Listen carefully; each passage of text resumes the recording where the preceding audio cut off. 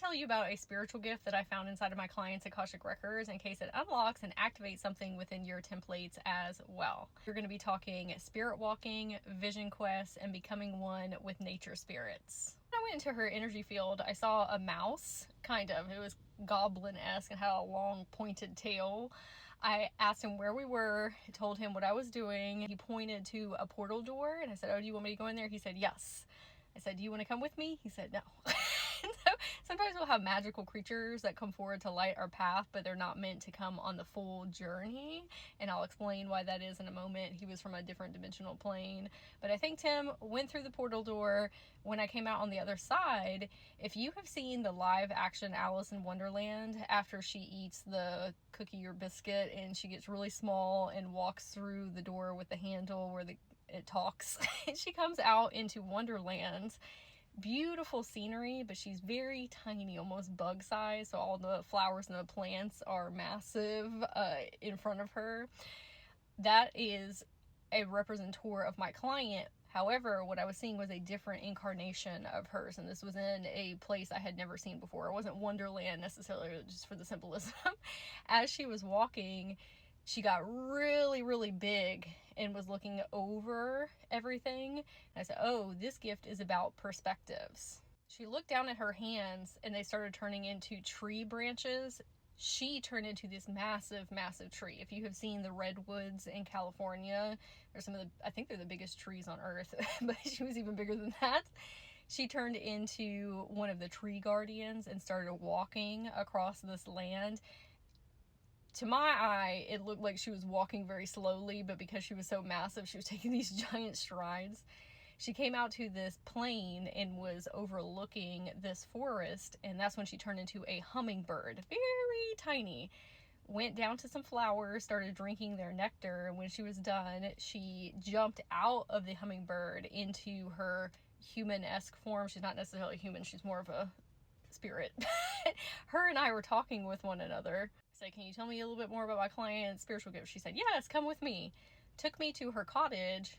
We were sitting at her dining room table and she handed me a bowl of porridge, and on the spoon that was coming up out there was this massive bumblebee, and I said, "Oh, hello."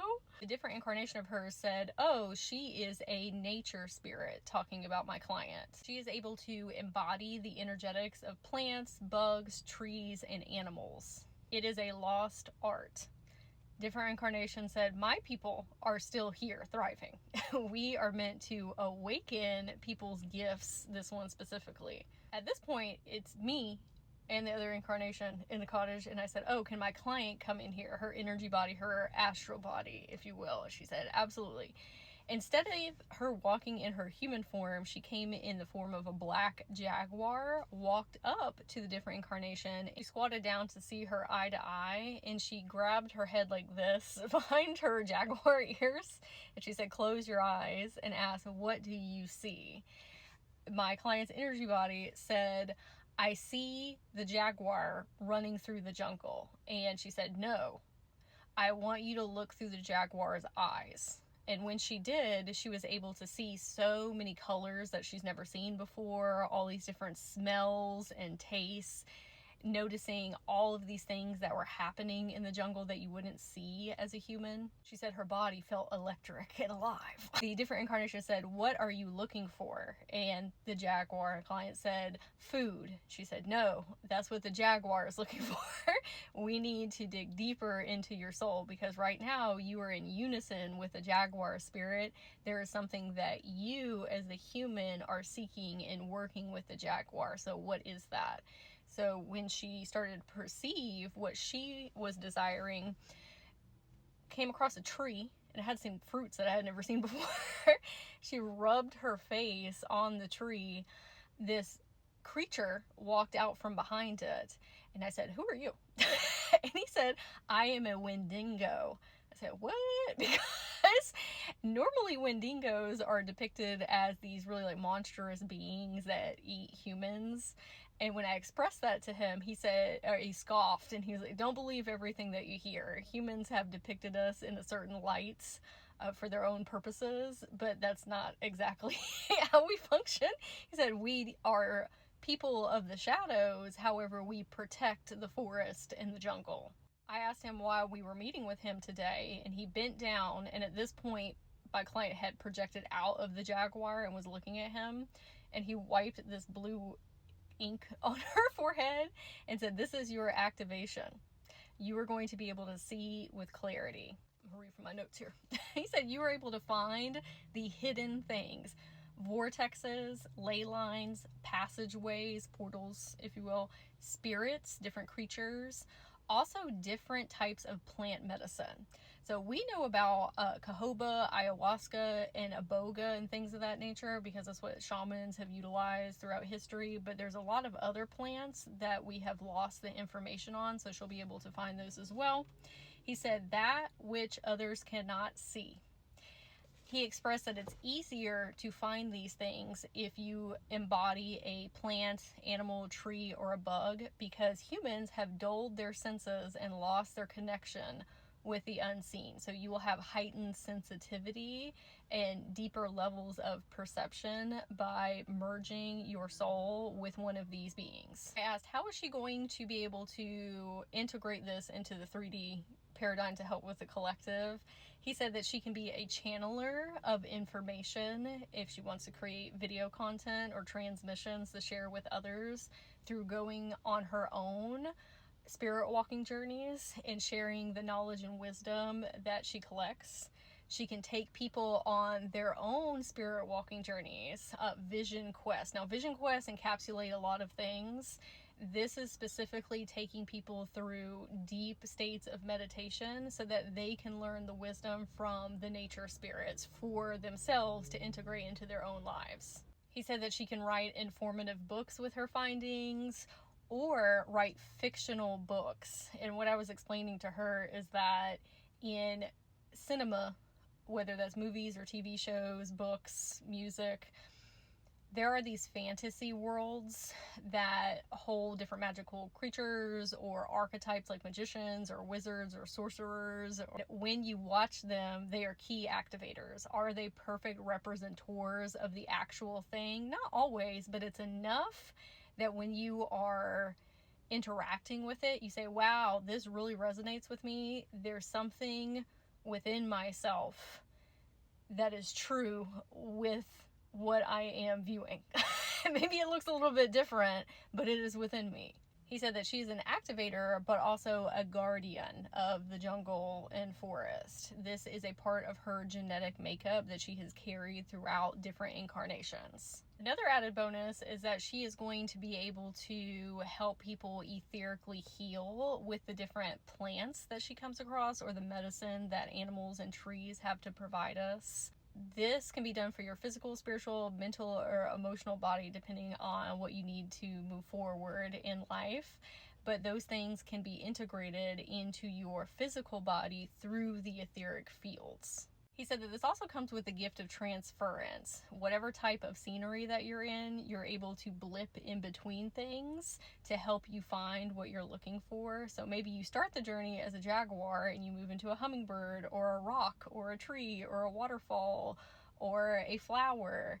Each of those has their own perspectives and understandings and way, almost like a GPS energetic signature where they're communicating with one another to help you get to where you need to go. He said that the jungle and the forest are going to be the easiest for her to begin with because that's where this different incarnation that's going to mentor her is most comfortable. That's where she spends the most amount of time, but she's also able to go to different atmospheres like the desert or the Arctic.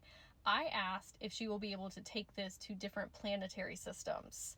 If you want to go to Mars or Venus, Atlantis, Mintaka, or planets that are not even known in the collective consciousness right now. And he said yes, with time and practice. I told her some different ways that you can develop this gift is learning about theta brainwave states. That is the level of meditation that one needs to be able to dip down into in order to go on these type of shamanic journeys or vision quests. If you look up Native American indigenous cultures, they often refer to this as spirit walking, where you are merging your soul and your consciousness with a different type of spirit, most often nature spirits. So if you want to do some research in that area, it can also help activate these things within you and your remembrances.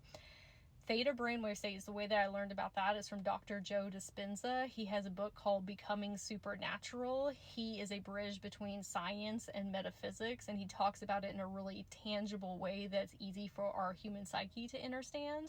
But there's lots of different resources on there lots of different resources out there about how you can start on the path of theta brainwave state connection.